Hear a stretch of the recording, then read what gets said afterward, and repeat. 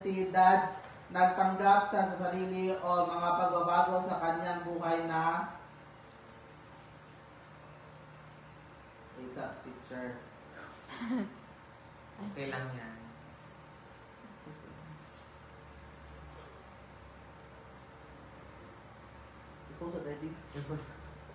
Ang problema ay may kaugnayan sa kanyang identidad, pagtanggap sa sarili o mga pagbabago sa kanyang buhay na sinisimbolo ng pagpapagupit. Sa inyong palagay, ano ang ating tatalakayan ngayong araw? Kobe? Sa pagpapagupit? Pwede rin. Tisha? Sa mga pangungusap? Pwede.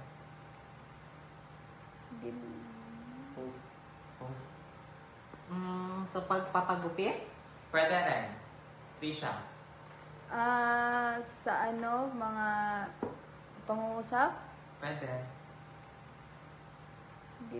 Action. Kaya ang ating tatalakayan ngayong araw ay ang aralin pangalipanaklaw. Ano nga ba ang pangalipanaklaw? Babasahin niyo mga bata. Ano nga ba ang pangalipanaklaw?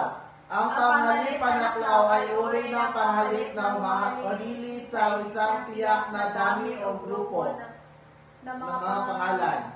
Ang mga halimbawa na panghalip na ito ay isa, iba, lahat, sinuman, anuman, kailanman, ganuman, magkano man, alinman, at iba pa. Pangkatulad nito.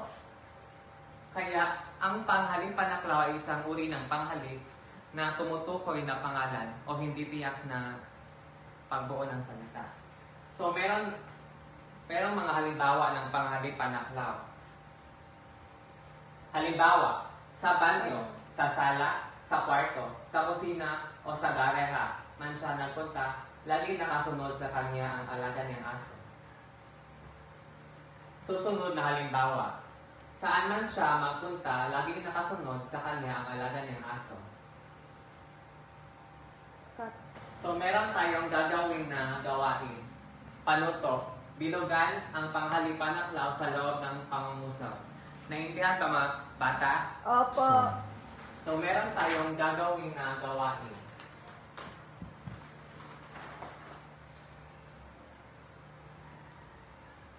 Panuto, bilugan ang pangalipanaklaw sa loob ng pangungusap.